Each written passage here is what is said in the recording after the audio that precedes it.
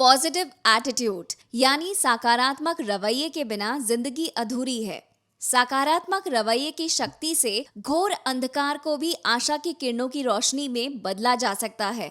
हमारे विचारों पर हमारे स्वयं का नियंत्रण होता है, इसीलिए ये हम पर निर्भर करता है कि हमारा रवैया सकारात्मक है या नकारात्मक। हम जैसा जिंदगी को जीने का रवैया रखते हैं वैसे बन जाते हैं। ये हम पर निर्भर करता है कि हम अपने दिमाग के जमीन में कौन सा बीज बोते हैं।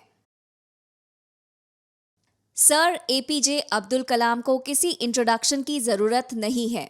कलाम राष्ट्रपति बनने से पहले एक साइंटिस्ट थे। उनकी वजह से इंडिया को दो महत्वपूर्ण रॉकेट मिले, अग्नि और पृथ्वी। पर यह रास्ता आसान नहीं था। अग्नि रॉकेट के सक्सेसफुली लॉन्च होने से पहले कई बार लॉन्च को रोकना पड़ा। इसकी वजह से मीडिया और दूसरे डिपार्टमेंट्स भी उनकी आलोचना करने लगे। सबको लगा कि अग्नि रॉकेट कभी लॉन्च नहीं हो पाएगा और सारा दोष सर एपीजे अब्दुल कलाम पर आ गया।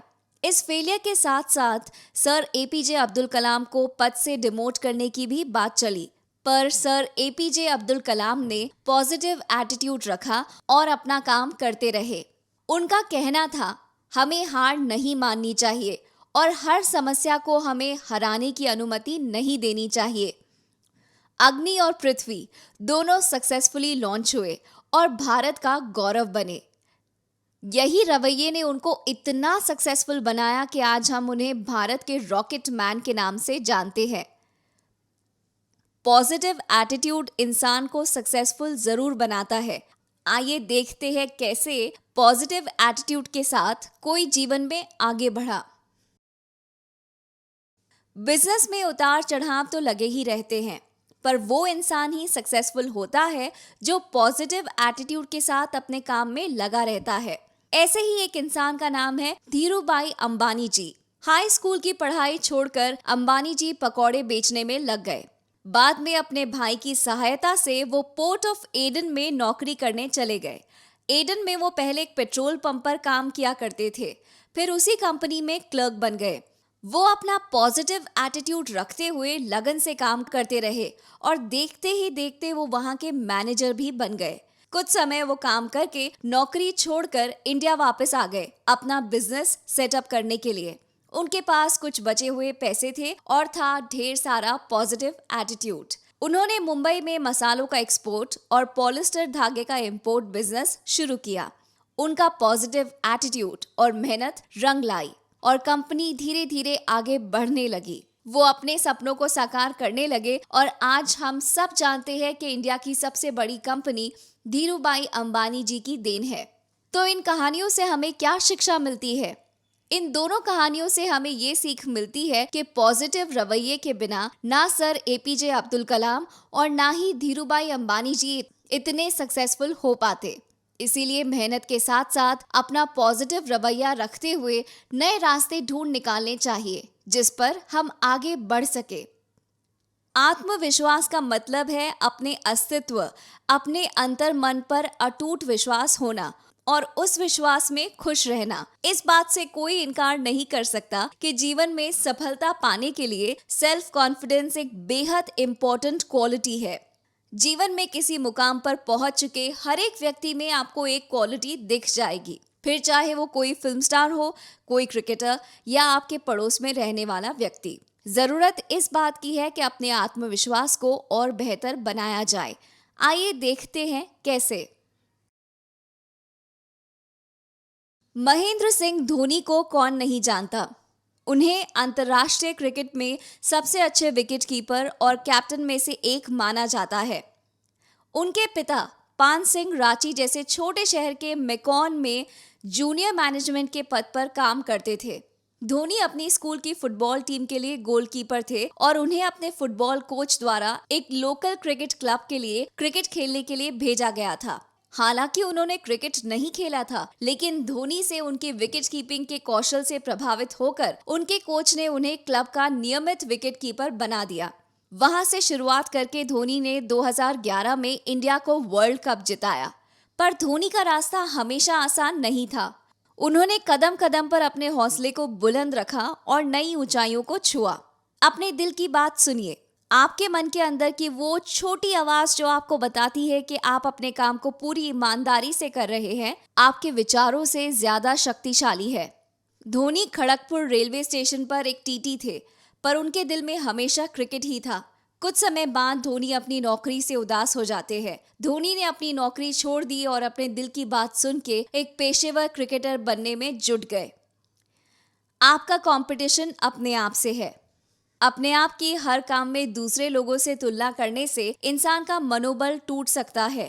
किसी और के सामने अपने आप को मापने के बजाय अपने खुद के लक्ष्यों पर और उपलब्धियों पर ध्यान देने की कोशिश करनी चाहिए। 1999-2000 में एक अच्छे प्रदर्शन के बाद धोनी ने इंडिया की राष्ट्रीय अंडर 19 क्रिकेट टीम के चयन के लिए प्रयास किया।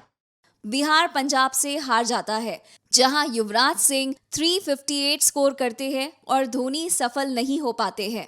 सब लोग उनकी तुलना युवराज के साथ करने लग जाते हैं। इसकी वजह से धोनी भी अपनी तुलना युवराज के साथ करने लगते हैं, पर उनके पापा ने उनको समझाया कि इंसान का कंपटीशन अपने आप से होना चाहिए। धोनी ने अपने पापा की बात सुनी और वो मन लगाकर खेलने लगे और अपने गेम को सुधारने में लग गए। गलती सबसे होती है, इंसान से ही गलती होती है। कुछ भी नई चीज सीखते वक्त इंसान गलती करता है, पर ध्यान में रखना चाहिए कि हम अपनी गलतियों से सीखें और वो गलती बार बार ना दोहराएं। धोनी से भी ट्रेनिंग के वक्त कई प्रकार की गलतियां होती रही, पर वो हमेशा अपने कोच से बात करते और उन गलतियों को सुधारने में लग जाते। कोच की बातों पर अमल करके धोनी और प्रैक्टिस करते। देखते ही देखते धोनी अपनी गलतियां सुधारने लगे और अपने काम को ठीक से करने लगे। इससे उनका मनोबल और बढ़ा। आखिर में वो 1999 में बिहार की टीम में सिलेक्ट हो गए। खुद पर भरोसा रखें। हमेशा अपने आप पर विश्वास रखें। मतलब आप जो भी काम कर रहे हैं उसको पूरे मन से करें, आधे दिल से ना करें, क्योंकि जब भी आप कोई भी काम पूरी ईमानदारी, पूरी निष्ठा और साफ मन से करते हैं तो आपके काम में चमक आ जाती है, आप सफल हो जाते हैं और इस प्रकार आपका आत्मविश्वास अपने आप बढ़ने लगता है। धोनी को लगता था एक ना एक दिन वो इंडिया के लिए जरूर खेलेंगे और 2004 में धोनी पहली बार इंडिया के लिए खेले। धोनी खेल तो रहे थे पर कुछ कमाल नहीं कर पा रहे थे। इससे वो धीरे धीरे टूट रहे थे और उनका मनोबल कम होता जा रहा था। तभी इंडिया के कैप्टन सौरव गांगुली ने उनको हिम्मत ना हारने की सलाह दी और धोनी अपनी टेक्निक्स पर फोकस करने लगे। रास्ता कठिन था पर धोनी ने हार नहीं मानी। वो आगे के हर मैच में और मन लगाकर खेलते गए। धीरे धीरे धोनी का मनोबल और कॉन्फिडेंस वापस आने लगा। इस सेल्फ कॉन्फिडेंस के साथ वो 2005 में श्रीलंका सीरीज में सबसे ज्यादा रन बना पाए। छोटे लक्ष्य रखे और उसे हासिल करे। बड़े लक्ष्य देखते हुए हम अक्सर डर जाते हैं और पहले से ही प्रयास छोड़ देते हैं। इसीलिए किसी भी बड़े लक्ष्य के छोटे छोटे लक्ष्य बनाने चाहिए ताकि हम उनको आसानी से हासिल कर पाएं। ये जानना जरूरी है कि छोटे छोटे लक्ष्यों को पूरा करते जाने से ही बड़ा लक्ष्य पूरा होता है और इससे आत्मविश्वास भी बढ़ता है। 2011 वर्ल्ड कप धोनी के सामने लक्ष्य बड़ा था। ये लक्ष्य दूर भी था और बड़ा भी। धोनी को इस बात से डर लगने लगा। तभी उन्होंने तय किया कि बड़े लक्ष्य से पहले वो छोटे छोटे लक्ष्य बनाएंगे। यही सोच रखते हुए धीरे धीरे रन बनाते गए और छोटे छोटे लक्ष्यों को पूरा करते गए। इसके आगे की कहानी हम सब जानते हैं कि उन्होंने 6 मारकर इंडिया को वर्ल्ड कप जिताया। छोटे लक्ष्यों को हासिल करने के बाद सेलिब्रेट जरूर करें।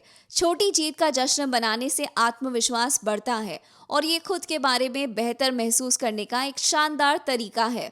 आशा करते हैं कि ये सब आपको अपनी जिंदगी में पॉजिटिव रवैया लाने में मदद करेंगे और आपका आत्मविश्वास बढ़ाएंगे। All the best.